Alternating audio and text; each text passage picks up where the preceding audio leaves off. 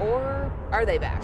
Rotoworld headlines here as we see the return of a number of guys like Austin Eckler, as we saw last week as well, but Leonard Fournette, Derrick Henry, Dalvin Cook, Nick Chubb, Alvin Kamara. And when you look at just even the list of these, I mean, look at these points that we're seeing. Yeah. Matthew, who stands out to you after this week? Well, okay, so there's a bunch of names in there that I think are interesting. We're going to get into Breece Hall a little bit. Tevin Coleman, the ghost of Tevin Coleman, making an appearance there in the top 10. Unreal. Sort of interesting there. We'll get into that. But Jeff Wilson Jr. was fantastic. I think we'll talk about Tevin Coleman a little bit later in the show. But what was nice to see, a couple of things I think stand out to me from that list was, first off, there was a lot of big names, right? A lot of guys that we all drafted early in drafts, and we're like, where is it? And for a year, we're like, oh, God, zero RB. Finally, stars performed like stars. We finally saw the Alvin Kamara that we all expected after a couple of bad weeks there. Nick Chubb, no passing game usage yet again, and yet he is still getting so much volume and getting the scores. So Nick Chubb, I think, sort of defying preseason expectations that he's not going to be used in the passing game. Is he really an RB1? There's no question about it. Nick Chubb is the second best running back in fantasy as we head into Monday night on week 5 there. And the only other thing I'll mention off of that list that I thought was interesting is Chris McCaffrey. Yes. Chris McCaffrey was there, and I bring up Chris McCaffrey, Connor, as a way to sort of say, hey, there is news out of Carolina today.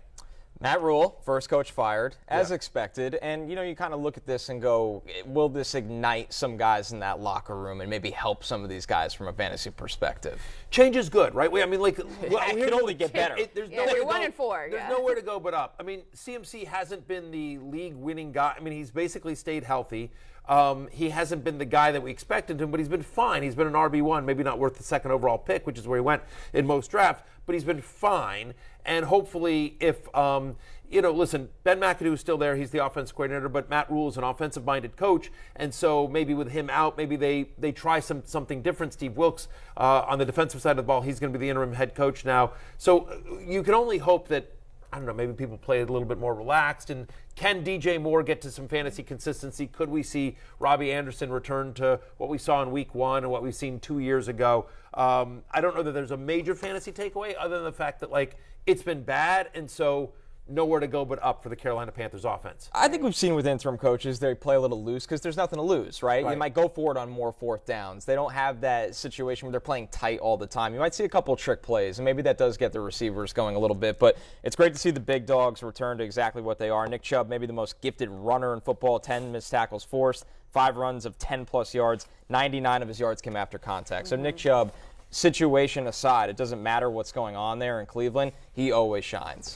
Right, and a lot of people will be happy to see that these names were performing this weekend because these were some of the big guys that you drafted early on if this is, what you're going for with the running back early. And we know that there was a rookie, though, that had an incredible day, and he had a franchise record game, a breakout game for Breece Hall from the Jets. 97 rushing yards, 100 receiving yards. And here on this play was one of the marquee plays of the day. Almost makes it to the end zone. And he had some words to say about this play in particular after the game. Sorry, you kind of wish that the football field was 99 yards instead of 100? Man, today, bro, I just had to learn to fight for that extra yard. I felt like it was all built up for the last touchdown. So, we were just out there balling, making plays today. The coaches put us in a good position to, execute and make really good plays for the team, and that's what we did. Well, that is what they did. Yeah, he fought pretty hard, even to just get to being within that 1 yard. And Connor, the Jets well, seeing a guy like Breece Hall have a performance like this. Were you expecting a breakout day like this? No. I mean, this was a monster day on the ground and through the air. And he got tackled at the 1 yard line twice after big catches. So this could have been a huge day. This could have been a 40-point day for Breece Hall. But you'll take what you can get right now. And the most important aspect here is, Julie, that the Jets are focusing on getting him involved. Do you see the throw down the sideline on the wheel route from Zach Wilson? Michael Carter was actually underneath, pulling the defense down towards him. So Things are open for Breece Hall. It's crazy to say this about the Jets right now, who are top 5 in red zone touchdown percentage. You can start to trust the offense a little bit, specifically because of the new additions, Breece Hall, Garrett Wilson. But the coaching staff's desire to have him be the guy is the biggest takeaway here. We talked about this last week. I actually would argue last week was sort of the breakout game. He made the love list this week because we said, like, hey, this is the breakout game we've been waiting for with Breece Hall. That was 2 weeks ago. I'm just saying here, right? He's now had 3 straight games with 15 or more fantasy points, but last week was his first game with 19 touches. He's now had 19 touches in consecutive weeks. So I feel like last week was the breakout game. This week was like, okay, right. I mean, almost 200 total yards, as you mentioned. And despite the fact that Michael Carter got those 2 touchdowns, as you mentioned, Connor, again, his snap percentage has increased in 3 straight games. Like, I wish they would have let Breece Hall stay in there. Like, he had that crazy long play, and then they brought in Carter to get the bunny. But I think what's interesting to me is that he's getting so much passing game usage, which keeps his floor so high in this one, right? I mean, obviously, you're not expecting 100 yards on 2 receptions, which is what he wound up with this in this game. But, he's getting, a decent amount of targets every week. And as you look at their upcoming schedule, at Green Bay, at Denver, home to New England versus Buffalo, not a great schedule there for the Jets. But even in games when they might get blown out, like the Buffalo game, he's going to stay on the field because he has that passing game usage. I think he's locked in as an RB2 and could potentially get to borderline RB1 status. To your point, Connor, the Jets, better than I think a lot of people gave them credit for. As long as they're competitive in games, which is it appears what they're going to be.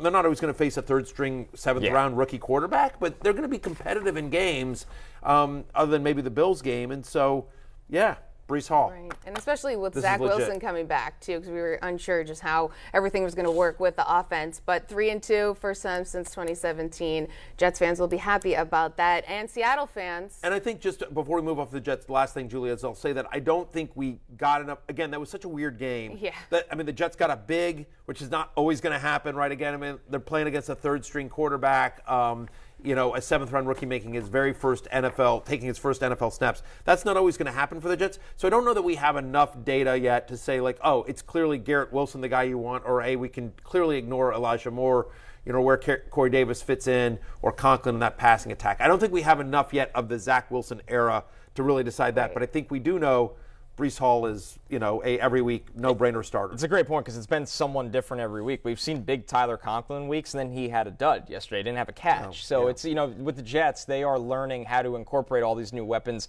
They signed 2 tight ends. They drafted 1. They drafted a wide receiver in the top 10. They drafted a running back in the top 40. They are learning as a team how to incorporate all these new weapons while also developing a quarterback. So there will be some stumbles along the way, but the good thing is the new weapons do look extremely promising. Right. Small sample size, but positives with what you have right now. And as we mentioned, Seattle also, while they didn't get the win against New Orleans Saints, they had another big day. We see Geno Smith, that we know that Michael Smith has been really promoting here on the program. Had a great day, 24 points. Tyler Lockett, 27.4 fantasy points. DK Metcalf as well. And Kenny Walker, coming in for Rashad Penny, who went out with injury. He had an incredible day, too, especially with that 69-yard touchdown.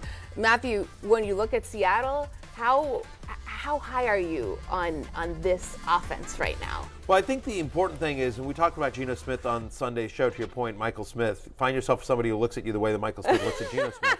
But we talked about it on Fantasy Football pregame, and the fact is that Geno Smith is playing good ball. Take whatever, he's playing good football. And so to the extent that you care about the fantasy relevant players, which is Lockett and Metcalf and the running back, and we'll get to him in a second, you like that. And do I think Geno Smith is a viable QB streamer? Absolutely. He's now had 17 or more fantasy points in 4 out of 5 games this year. He's now back-to-back weeks with 24 or more fantasy points. This is what I said on Sunday morning. I said, Geno's been great. I said, but I want to see him, on the road at New Orleans against a tough defense. That's something different. And you know what? He did it. He's got 7 passing touchdowns in his last 3 games. He had 2 bombs to Tyler Lockett in this game that were just absolute dimes. That were not like a dink and dunk and Tyler Lockett then ran 40 yards. They were absolutely beautiful throws, one in between double coverage, legit big-time NFL throws. So kudos to Geno Smith, kudos to the Seahawks coaching staff. I think Geno Smith, who now he's home to Arizona, he's at the Chargers, he's home to the Giants, he's at Arizona. Arizona, 2 of the next 4 weeks, does not scare you at all. And he's played against some tough defenses, so I do think Geno Smith is a viable fantasy starter, and he's in that 12 to 14 range at quarterback. Who'd you rather have the rest of the year, Geno Smith or Matthew Stafford? I'd say Geno Smith, Absolutely. right? Yeah. Geno Smith or Aaron Rodgers is a conversation, right? That's what I'm saying. Geno Smith or Russell Wilson. Geno Smith to me are not close. It's not close. Yes. Right. Imagine saying that 5 months ago. Exactly. How did we get here? Right, exactly. Fantasy managers and the Seahawks, I think fans By would the both way, be like. For you, congratulations on, what did you put? You said that Russell Wilson was going to have an injury. It would be coming out this week. Right. Of course, what happened on Friday. Right, exactly. Well, it was really the shoulder. Yeah, it was a shoulder, of course. He's fighting through injury, of course. He knew that was going to get leaked, and it did, literally like the next day. So anyway, I think that Lockett and Metcalf, based on Geno's play, they're rostered in every league. But you can feel confident about starting them every single week. To me, the interesting thing of this story here is Kenneth Walker. Absolutely. Rashad Penny suffered a fractured tibia, and after he left with that injury, Julie, 88% of the snaps after Penny left.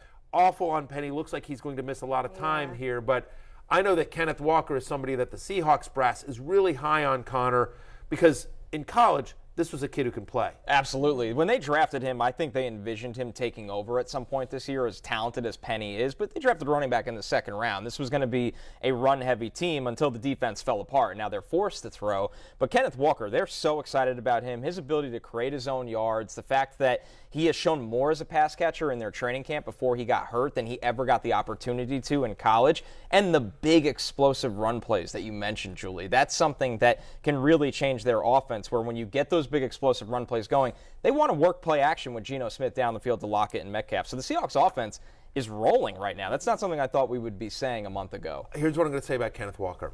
If you've been holding on to your fab budget, if you've been holding on to a number 1 waiver claim, he's the guy. He's available in about 56% of Yahoo leagues. He's somebody we've talked about a decent amount over the course, but the question was Penny, and I mentioned it. I know Michael Smith looked at me and I said, I've heard some people in that organization think he could be LaDainian Tomlinson, which is crazy talk. But just in terms of his big playability, the versatility, all the different things that he can do, and I'm not sitting here saying that. I'm just telling you, I heard that from a source I trust, who tells me, anyway, they really like him a lot. He's worth all the fab money. Yeah. He's worth the number 1 waiver claim. Be aggressive in trying to acquire Kenneth Walker if he's still available in your league. I think he has the potential to be a league winner. I agree. The Seahawks are averaging 21 running back touches per game with Rashad Penny out, and now Travis Homer's already out. Rashad Penny now out. DJ Dallas is he's a nice pass catching third down back, but he ain't going to be the guy. You're looking at a team that is run heavy, a better offense than gets expected, and a talented player who's getting an opportunity here. All in on Kenneth Walker the rest of the way. They drafted him to be a workhorse back, and now with the Penny injury, that's exactly what he's going to be. And the fact that this offense has been productive could lead to even more production for him. I agree with Barry. He can be a league winner. If you stashed him, good for you. If he's on your waiver wire, do whatever you can to get him. 100%. And really, even just talking about the Seahawks like this right now, they lost this game, and there's so many positives, on the ground, in the air, as we look forward to their game against Arizona next they lost Sunday. the game because of stupid Taysom Hill. I didn't get me started. We're going to get into that. All right, good. Yes, that was something Stupid else. Taysom. Now, Gabe Davis. Wow, what a game that he had for the Buffalo Bills. He bounced back in such an incredible way. He had 3 catches for 171 yards, 2 touchdowns, and, led things off in the first offensive play of the day. He was on a couple people's benches, noticed on Twitter out there. Yep. But Gabe Davis felt pretty good coming back and playing a huge role for the Bills. I mean, Gabe Davis, what he does. It's unreal to be in the position that I'm in and be able to make that play. I was just telling the guys, it just feels like I didn't even do it because it was just, such a big moment in the game. It's such a big step for me as well in my head and what I have going on. So I was just, really happy to be able to be the player to do it. Were you worried at all at any point in that play Like he was going to get that ball away from you? Yeah, for a minute I was. I thought we were fighting for it. I really couldn't feel it out. And then once I got a good grip on it, I just ripped it out and was able to hold on to it. What was the vibe on the sideline in that fourth quarter? You know, guys just, saying that Gabe's back and Gabe's doing what Gabe does. Listen, here's what I would say about Gabriel Davis. We love him. He was a big sleeper in the preseason. For me, he was a big sleeper in the preseason for a lot of people. A very controversial person within the fantasy community. Yep. And what's weird is that I think both sides of that argument can take a victory lap today. The pro Gabriel Davis team, which is I'm included, I feel like I'm sort of the head cheerleader of that, can sit and go like, guys, 171 yards, 32.1 fantasy points. He scores twice. You see, like, he's got the big playability. That was one of the big things I talked about in the preseason was how his scoring equity and how when they get in close, they look for him. He didn't need that because he was taking it long distances. The anti-Gabe Davis crowd can sit here and go like, yeah, Barry, he had 3 receptions. He had 6 targets. In a game in which the Bills dominated, this was a guy that had over his last 2 games that Gabriel Davis has played, he's got a 14% target share. Like, you can't, like, those are 2 fluky long plays. That's the longest scrimmage yards touchdown in Bills history. Right? And so, like, you can't expect that every week. So it's weird, Connor, because I think you can sit here and say, look at the fantasy production, but other people can go like, it's a fluke. The guy only caught 3 balls on 6 targets in a pass-happy offense in a game in which Crowder and Isaiah McKenzie and Dawson Knox were all out. Mm-hmm.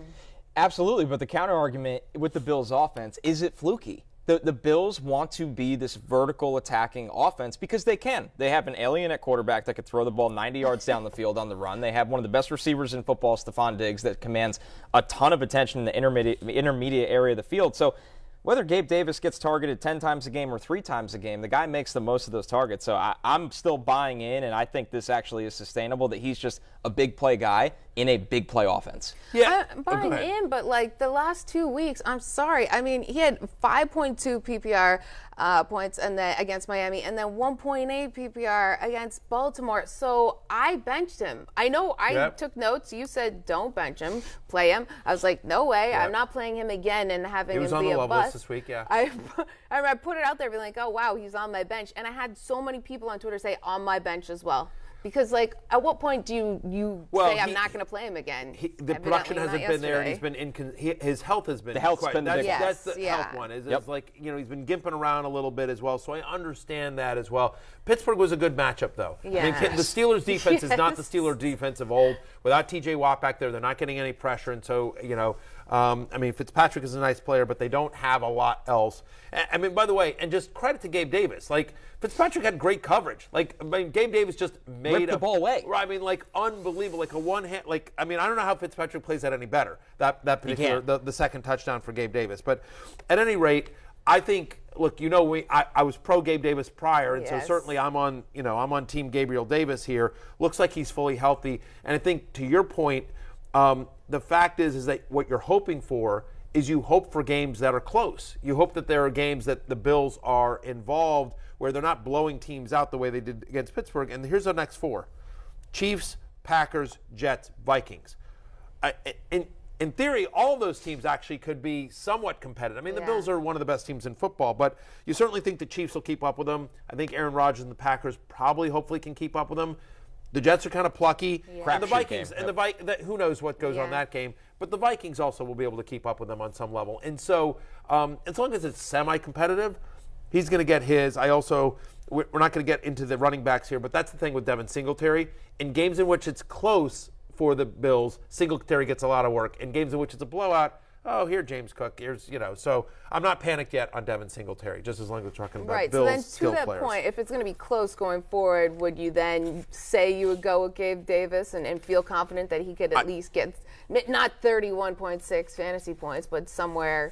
I think Gabe Davis is a locked-in wide receiver 3 with significant upside. The leagues in which I have him, I'm starting him because we all have like those wide receiver three guys. Those guys are like, And so when you're looking at those sort of fringe guys as we talk about, like, give me the guy that's going to be on the field with Josh Allen, right? I mean, like, you know what I mean? Like you'd rather like you'd rather, of those fringy guys, you'd rather a guy like that than some of the others that are playing in poorer offenses or worse quarterbacks. And there's a weird part of me that when I watch the Bills, especially in these blowout games, and still see them going for big plays and throwing the ball, there might be a Josh Allen MVP quest here that's in play that the coaching staff knows. They're not going to put him in harm's way, don't get me wrong.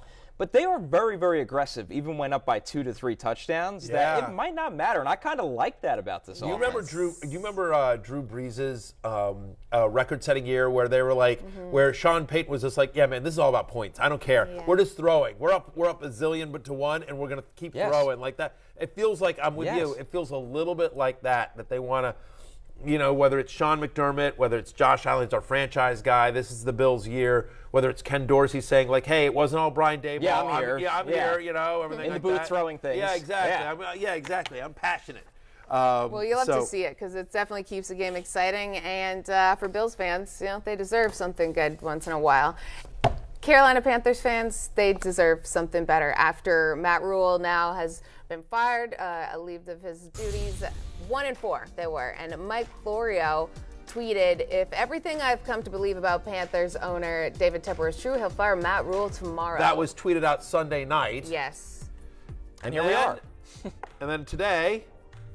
Some great prognosticating here. Well, Right. I guess everything I've come to believe about David Tepper is true. Yep, that is Pro Football Talk's Mike Florio tweeting that out.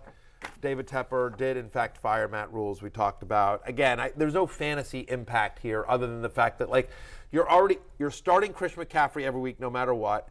And I think it's wait and see on DJ Moore, who has been somewhat better the last 2 weeks. Not good enough that you feel good about starting him, and not bad enough that you're like, okay, fine, I'll just drop him. Like, he's in that Netherland. And so, again, we know what it is now, so change can only be good. Nowhere to go but up, right. I think, for DJ Moore and the Panthers offense. Ultimately, I think this is a good thing for fantasy. When you got nothing to lose, right? 100%. That's right. You might also not have a quarterback. You might have a quarterback situation right now. Hey, it's Matthew Berry from NBC Sports and Rotoworld.com. Just want to thank you so much for watching what you just watched, or at least being too lazy to click out of it after the autoplay just kept it going. So either way, thank you so much for just letting it scroll by your screen. And now I'd like to ask you respectfully, okay, please subscribe to the NFL on NBC YouTube channel for the latest NFL news, fantasy headlines from Rotoworld, and betting analysis from NBC Sports Edge.